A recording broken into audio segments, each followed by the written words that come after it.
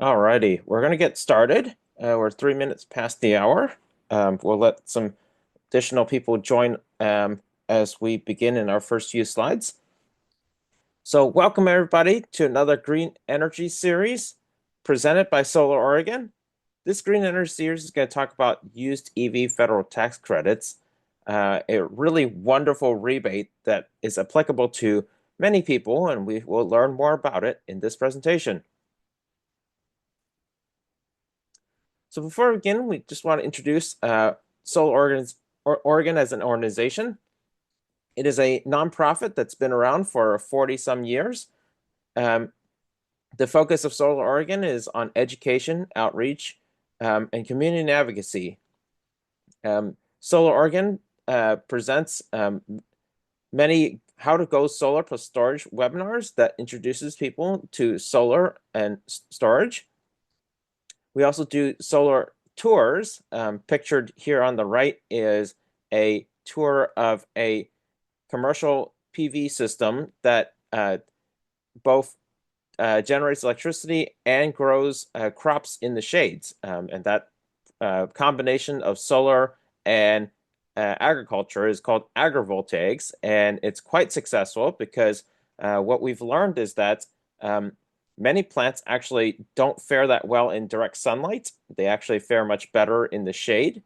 And by shading plants, the amount of watering that needs to be done to keep the plant happy is much less. So you also save on water as well as improving the quality of the agriculture grown in the shade. So a win-win for everything. And so that's why we're seeing agrivoltaics really take off. So that's just one example of a solar tour that Solar Oregon organizes. We also do solarized campaigns, which is a process of getting many people together to go solar at the same time, and that reduces the cost because then a contractor can buy multiple inverters and buy many pallets of solar panels all in one go. Um, and then we also do peer-to-peer education webinars such as this one. Solar Oregon is a lean and small organization. We have two paid staff. Everyone else is a volunteer. If you like the work that we do, we really encourage you to donate to our organization. You can donate with this link. You can also use the link to be join and become a member of Solar Oregon. Some of the benefits of being a member includes getting our newsletter, staying up to date on information, as well as some discounts on some of the events that we host annually. You also follow us on social media and find the events that next future events on Eventbrite. You can search on Google Eventbrite Solar Oregon, and it'll first hit on Google will bring up the Eventbrite that brings up all the future events of Solar Oregon. So you're encouraged to use the Q&A functions of Zoom to ask questions. And about me. So on my day job, I work at Pacific Northwest National Laboratory. We are one of 17 U.S. Department of Energy national research labs. These research labs are peppered throughout the country. And Pacific Northwest National Laboratory has its home base in Richland, Washington, which is in eastern Washington. But they also have satellite campuses in Portland, Oregon, Sequim, and Seattle, Washington. And I'm located here in Portland. There, I work on residential energy efficiency research. And so my job title is hilariously long, Building Energy Efficiency Research Engineer. um, I post a lot on LinkedIn about various different ideas and nuggets of good information about energy efficiency. You can find me on LinkedIn. And some of my hobbies include thinking about and as well as getting my hands dirty, building an off-grid zero energy tiny house. And then I also have plans for a sixplex condo. Maybe you'll see that in the coming year or two. So, as a disclaimer, the views in this presentation don't necessarily reflect the position of Pacific Northwest National Laboratory, the U.S. Department of Energy, or necessarily Solar Oregon. A best effort has been made to convey facts information accurately. However, you're encouraged to do your own research and your own calculations before making investment decisions. So, without further ado, we want to give you an overview of this presentation on the federal used EV tax credit. We're going to first dive into the rebate details to understand what cars are eligible, what type of people are eligible for this EV tax credit. And then we're going to look at examples of typically eligible cars. Then we're going to look into things to consider and watch out for when buying a used EV. Then we're going to look into good places to buy used EV in Oregon, search engines that are really good for finding used EV listings.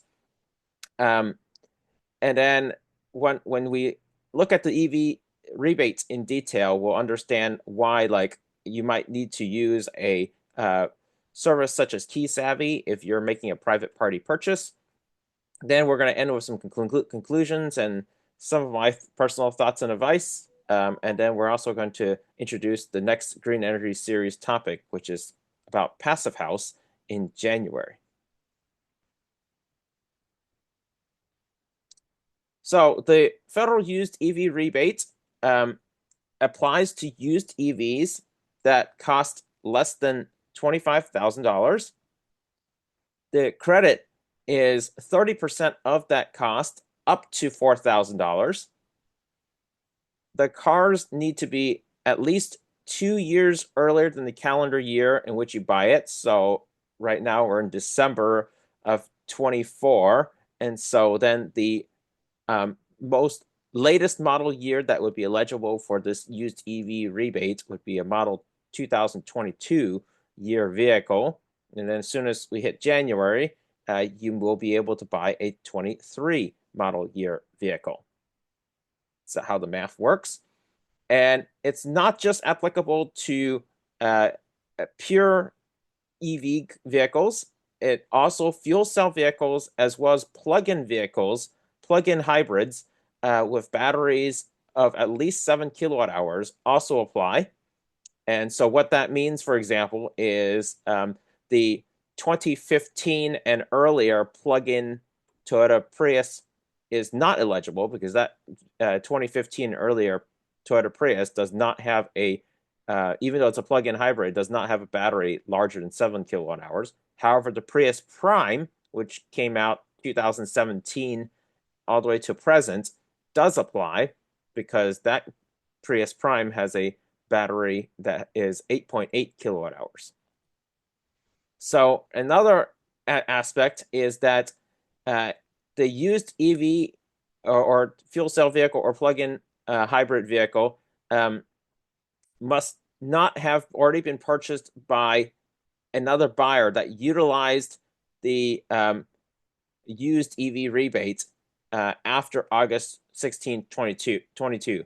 So the reason for this is, well, one is the rebate, used EV rebate was initiated in August 16, 2022, but the federal government, the idea for that is, well, if we already gave someone else a $4,000 rebate after August 16th, 22, and now they're trying to sell it to another person to buy it used again, it's a little bit too soon to give another $4,000 to another qualified used EV buyer. So they're just trying to not give out too many $4,000 used EV rebates too quickly, one after another for the same what's it called, VIN number vehicle.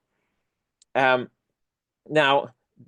how this EV credit works is that you can either take it yourself come tax time, but many dealers will often allow you to transfer this used EV rebate to the dealer so that you can take the rebates up front, and then the dealer gets the $4,000 and not you. But what they do is then they put that $4,000 or 30% of the sale price rebate amount off of the purchase price so that it comes off during your purchase.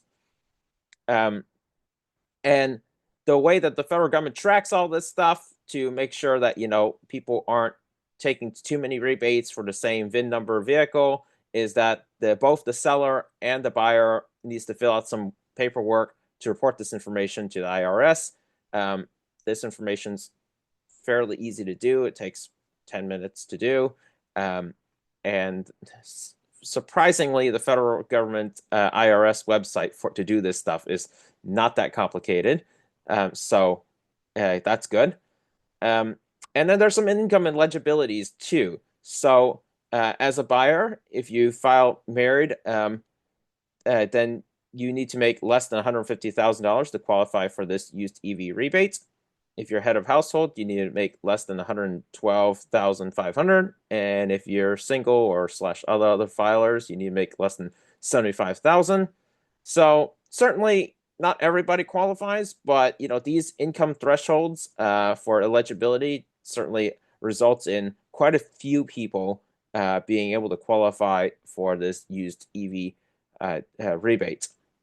And the other nice thing is that if you make more than these numbers this year, but you made less than these numbers last year, they let you take the last year's numbers to qualify. So there's the details.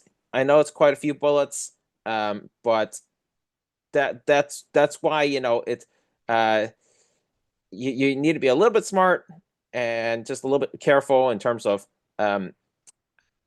what vehicle you choose and whether you're eligible or not. So, but it's not too complicated. So examples of typical eligible cars, and this is a list as of this month. And this is not a comprehensive list. These are just commonly eligible vehicles.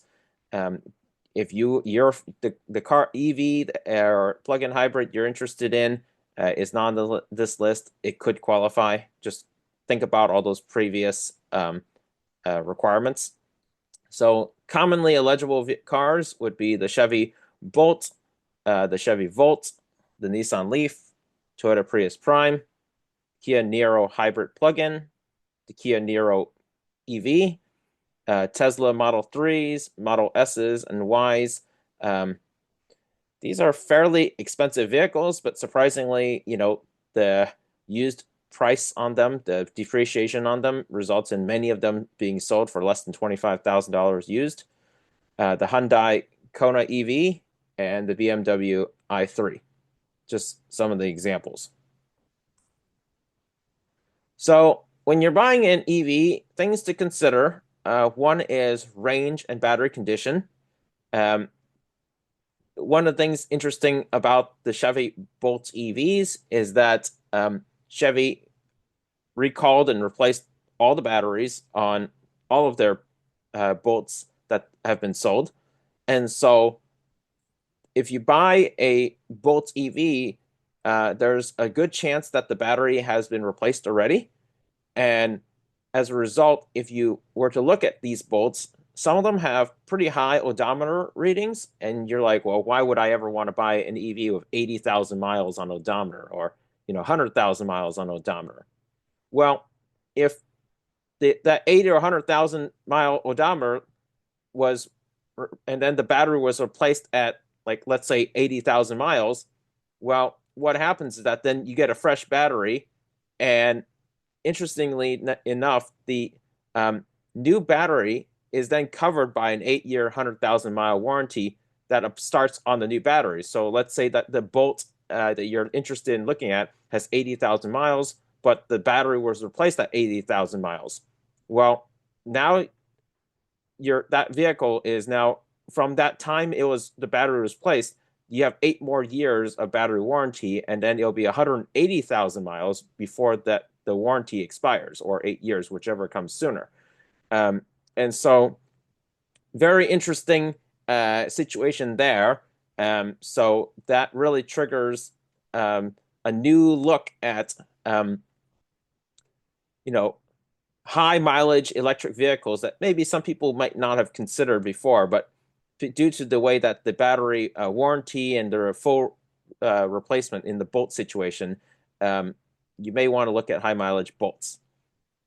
For Nissan Leafs, um, I would strongly recommend that you get an app called Leaf Spy Pro and a compatible Bluetooth OBD2 dongle to evaluate the battery. Reason is because Nissan Leafs, they have an air-cooled battery, and these air-cooled batteries tend to degrade more than liquid-cooled batteries. Like many other EVs have a liquid-cooled battery, but Nissan, in their attempt to make the most affordable EVs on the market, they have an air-cooled battery, which is not an issue if that car spent its lifetime in like Seattle or Portland.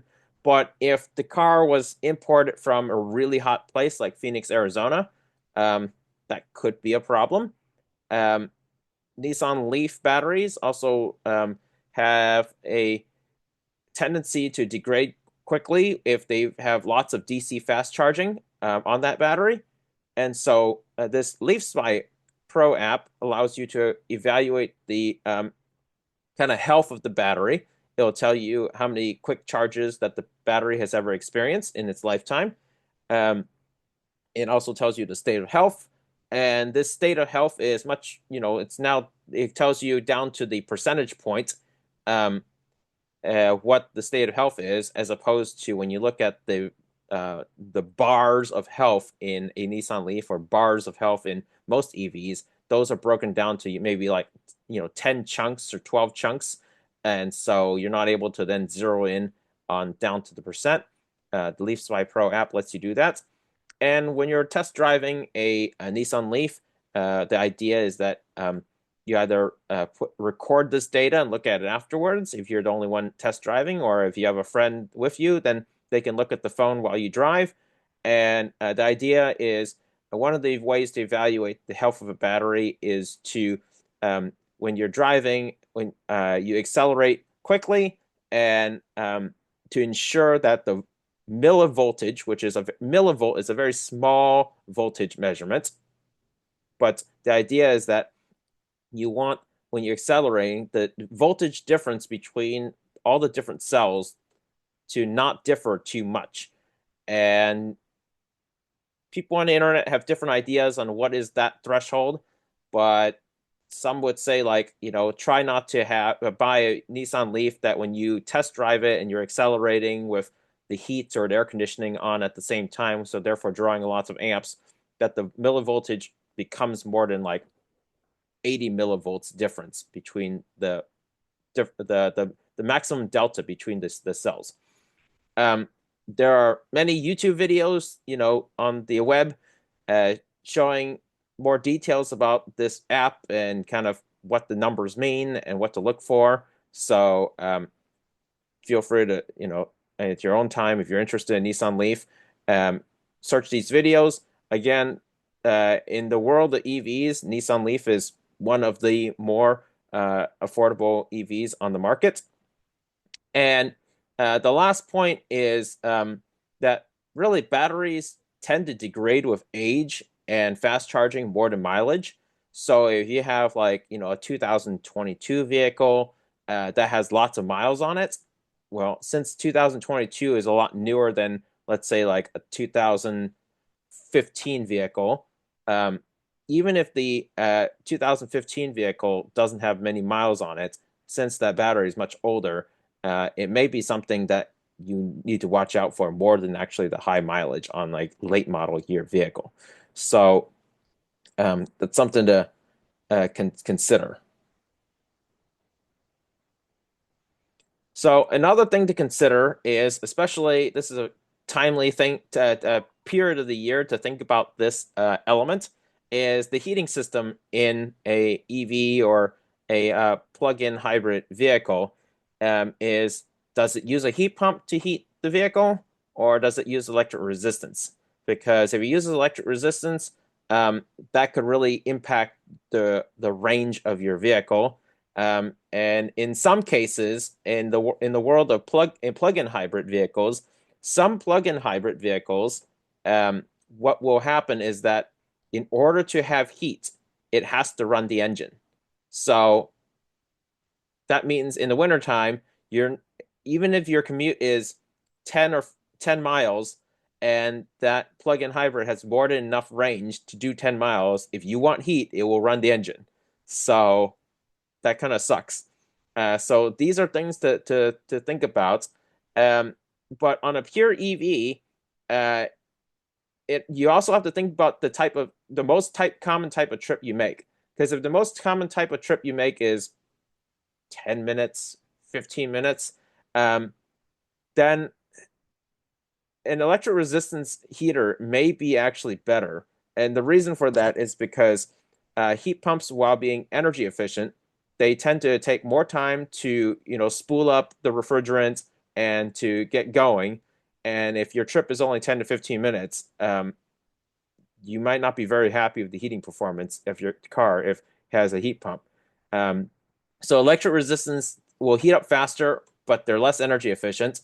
But heat pumps take more time to heat up, but they're certainly more efficient. So if you are going to take a long trip with a EV in winter, then maybe the heat pump is a really important idea because the electric resistance could really affect the range of uh, your long road trip, trying to keep the cabin heated that entire 1 hour journey uh, on electric resistance.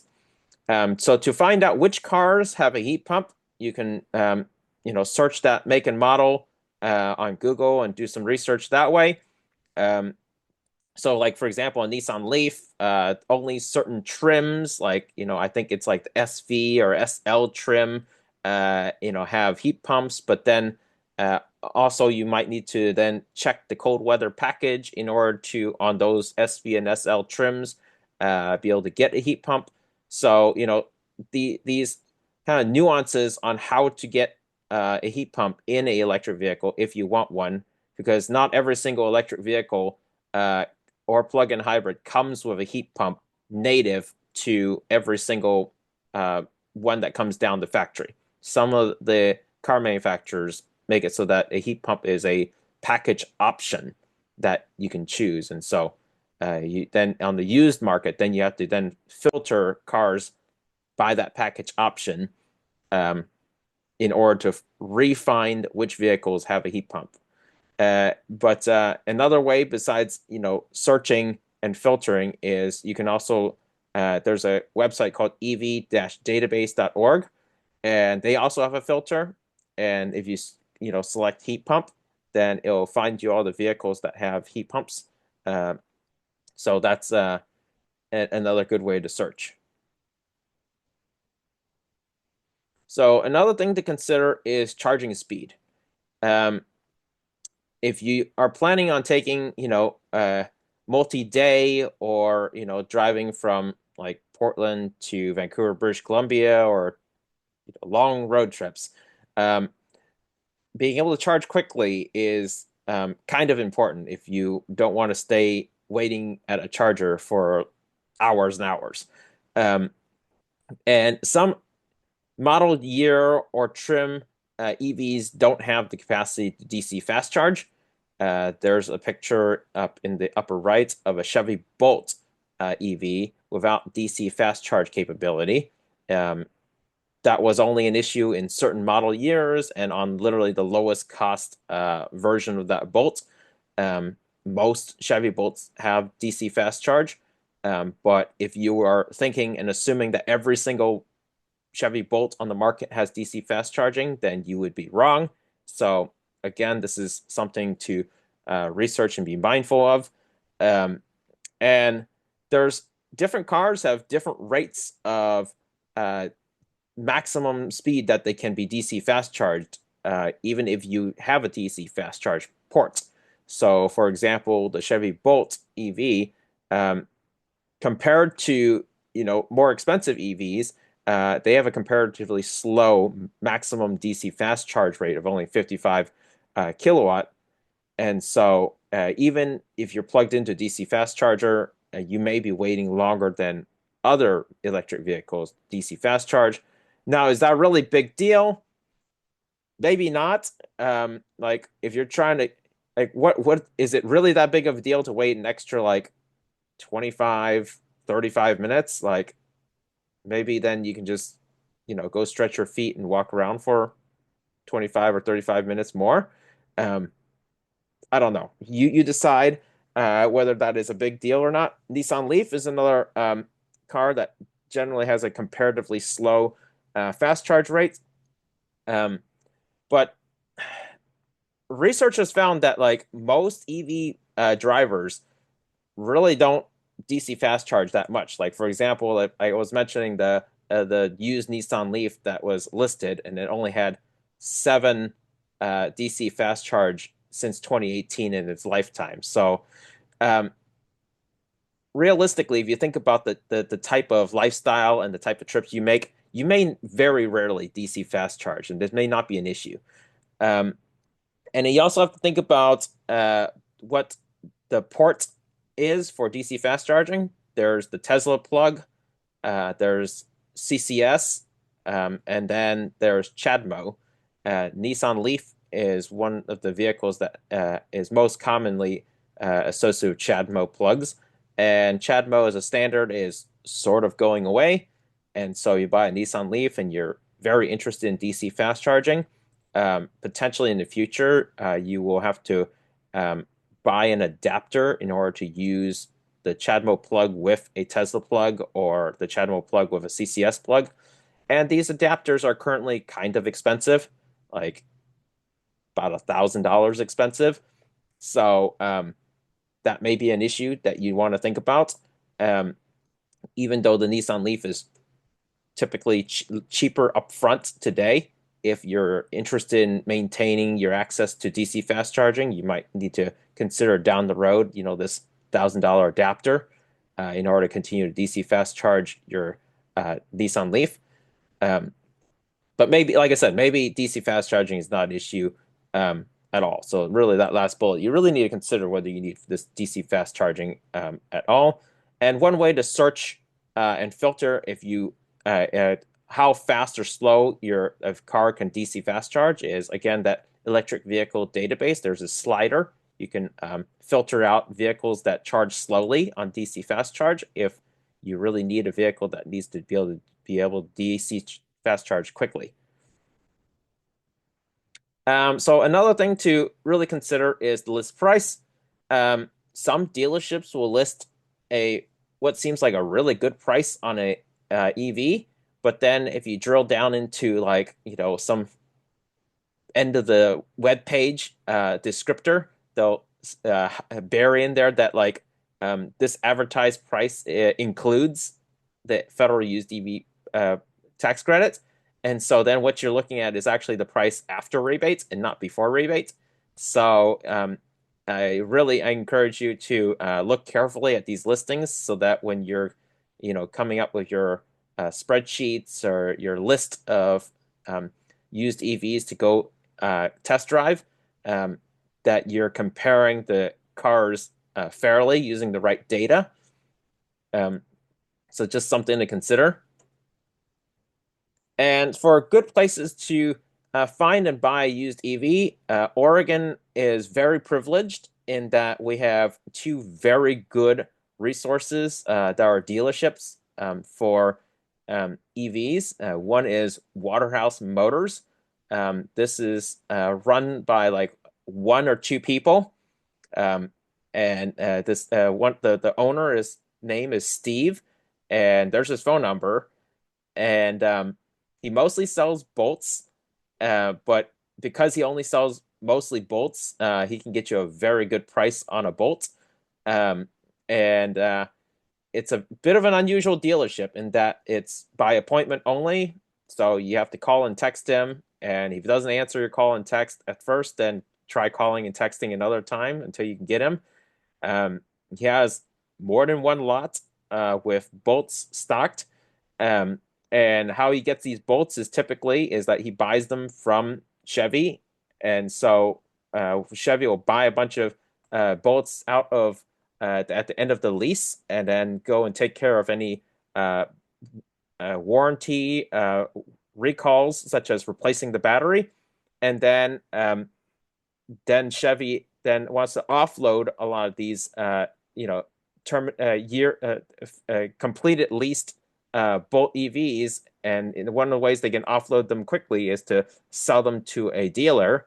And so Waterhouse Motors will buy an entire semi truck full of bolts, and then they volume purchase them that way. And as a result, then Steve can transfer some of those savings over to you as a buyer.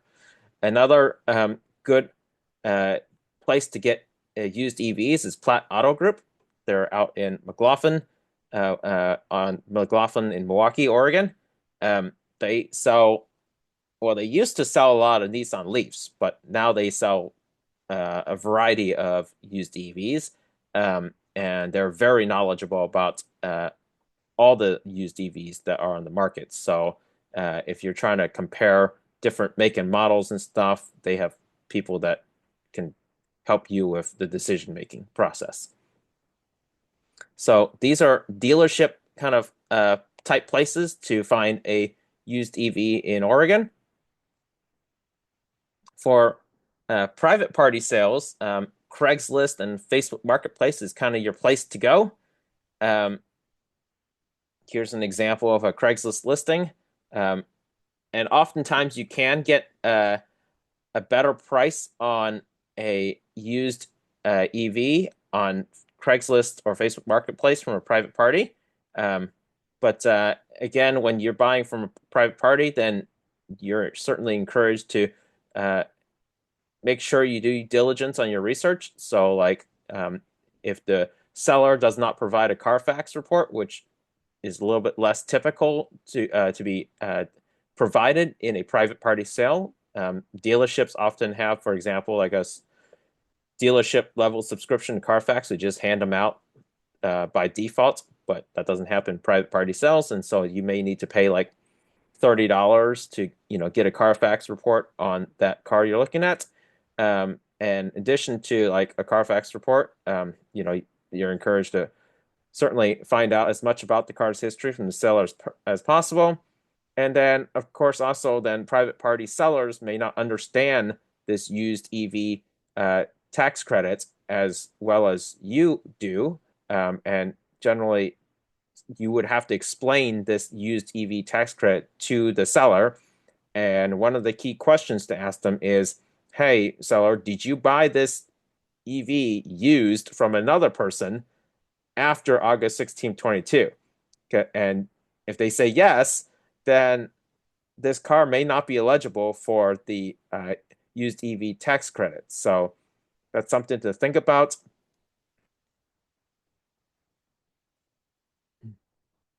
And besides the kind of the sources that I list previous, you can also find ones that are used EVs that are for sale at other places. And if it's a dealer that received a EV or plug-in hybrid vehicle as a trade-in, they will often list them, and you can find those listings on some of the top used car search engines. So you are encouraged to use more than one search engine.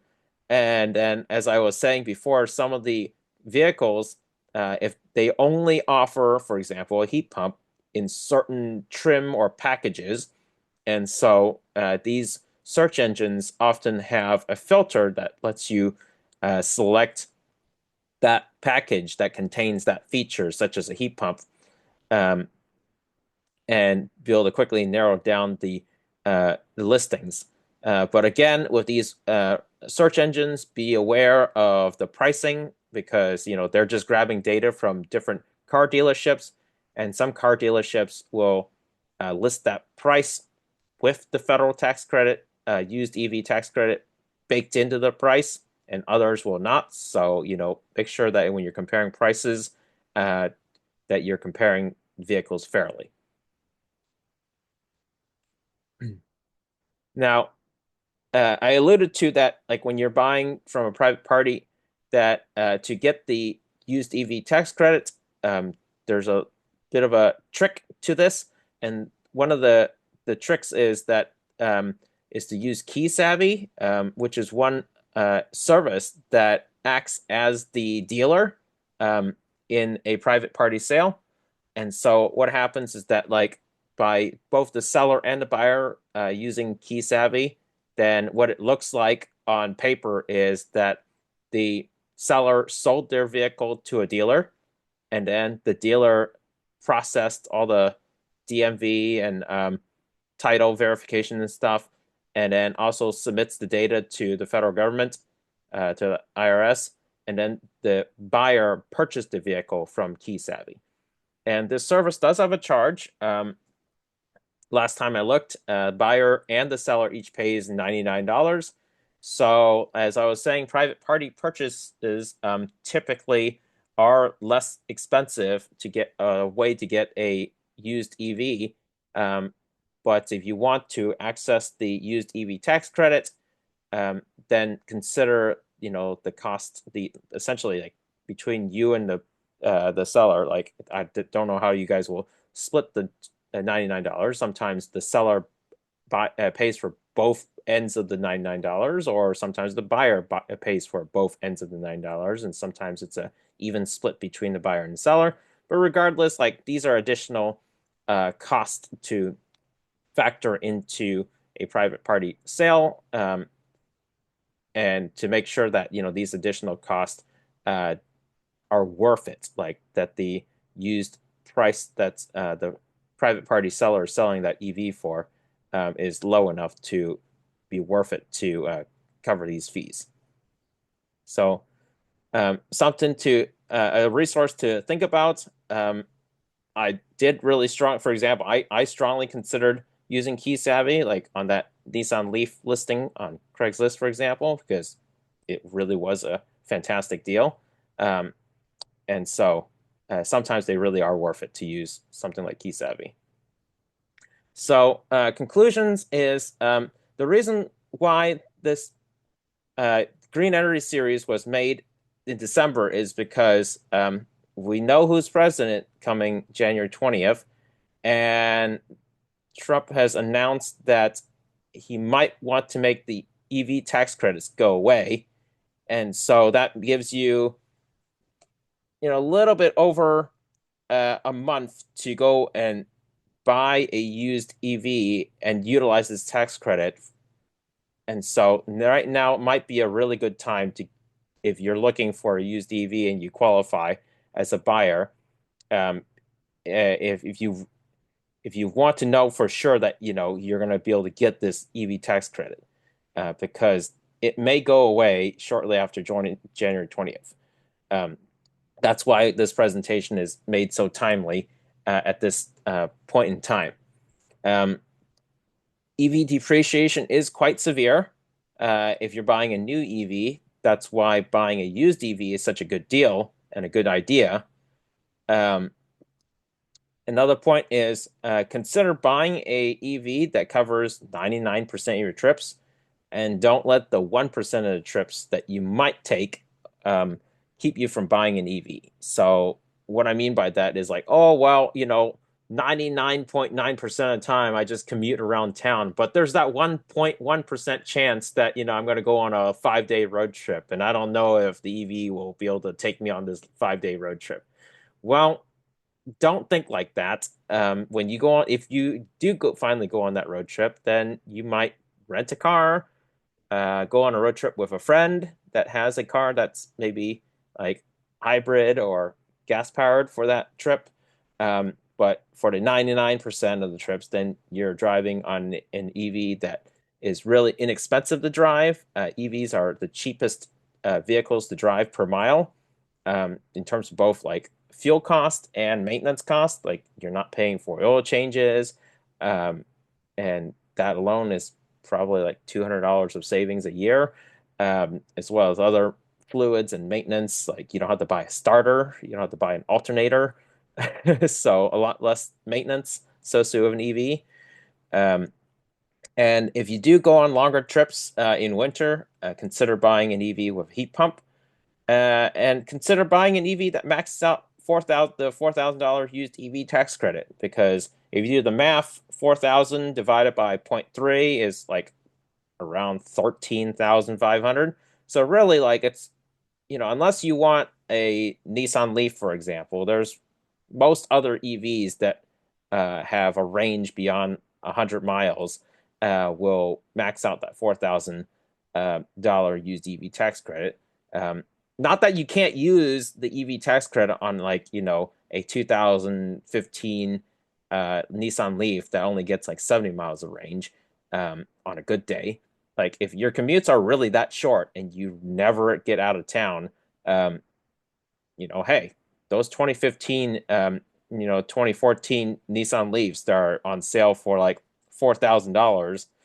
Uh, that's a fantastic price for a around town car. So if you can get 30% off of that, hey, more power to you. So I'm not saying don't buy, a 2015 Nissan Leaf that gets 50 miles realistically.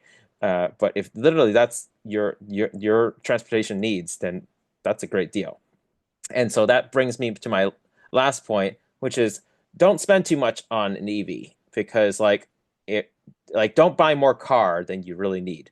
And don't think that this EV that you're buying will be your forever car.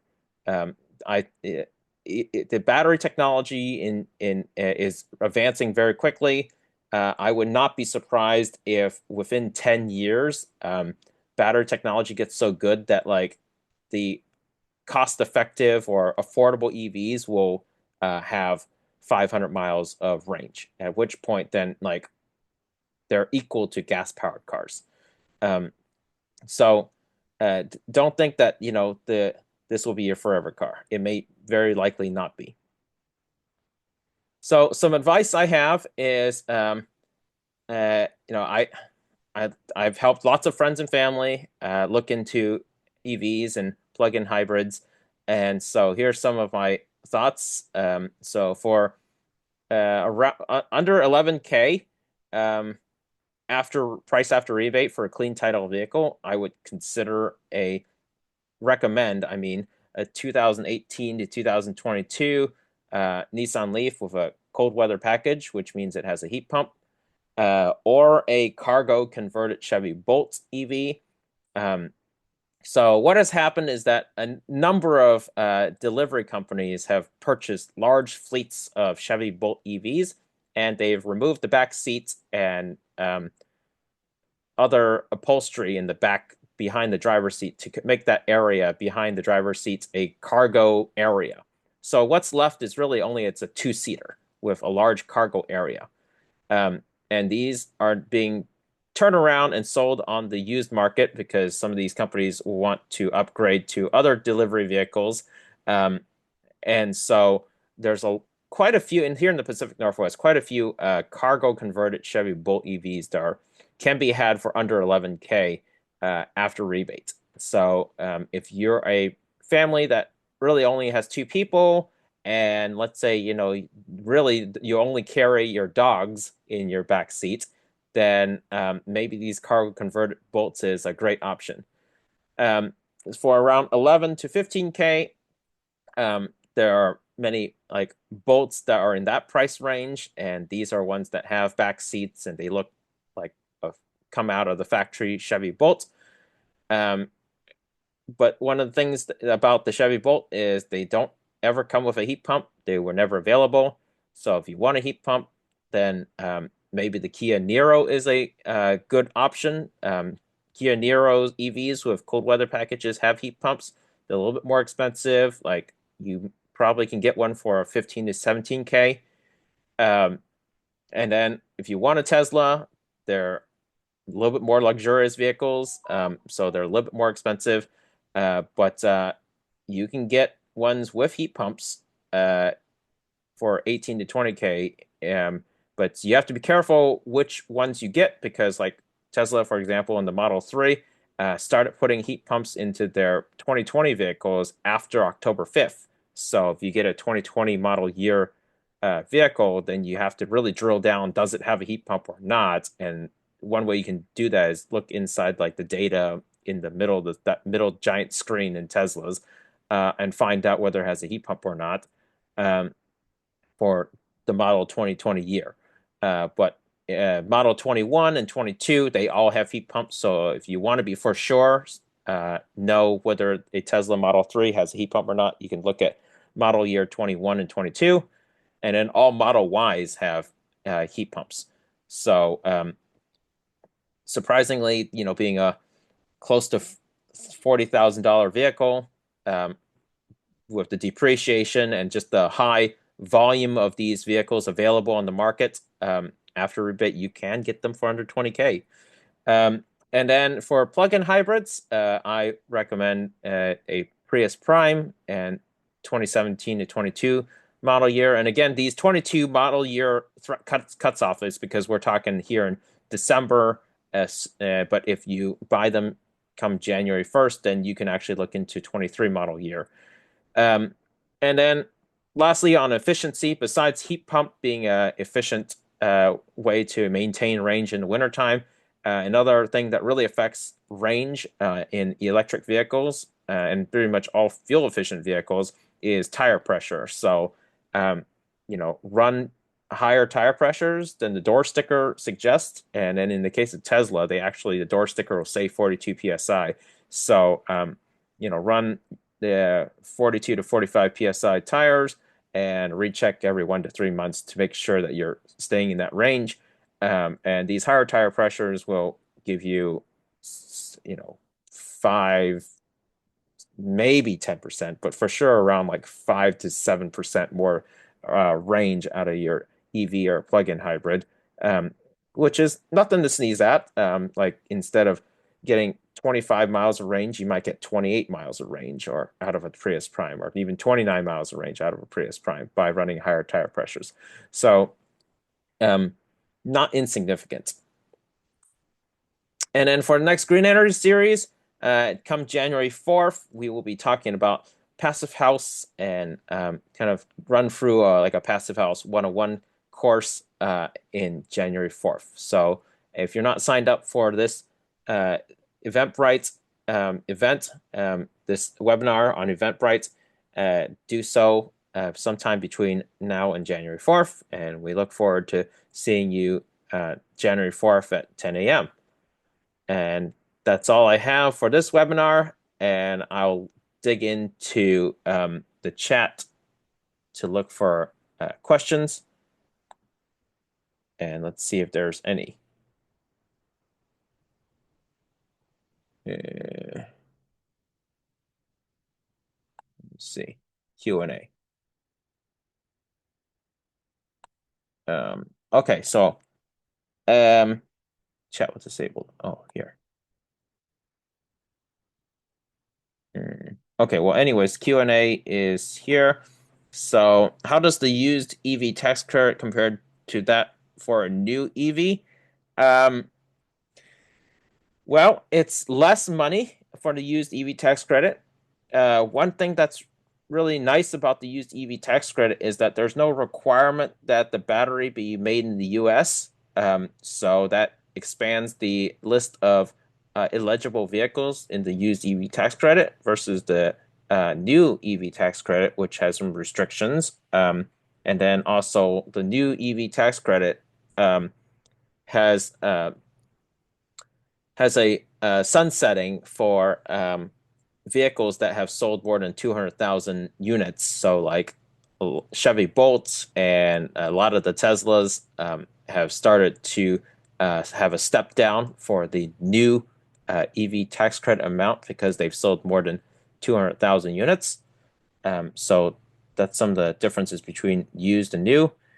Another question is, we'll be doing a session on the innovative Green Seed apartment geothermal heating system.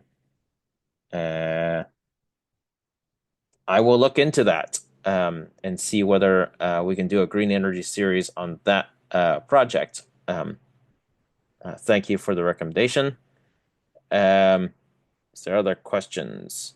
Looks like there are No other questions. Um, well, if that's the case, thank you so much for attending this Green Energy series. We look forward to seeing you on the next one. And this Green Energy series has been recorded and will be made available on YouTube, in a week or two's time. So if you missed this Green Energy series and would like to watch it later, feel free to check out the Solar Oregon YouTube for this recording. And with that, I hope you have a great rest of your Saturday and the great rest of your weekend and the great rest of your holiday, and see you in January. Take care, everybody.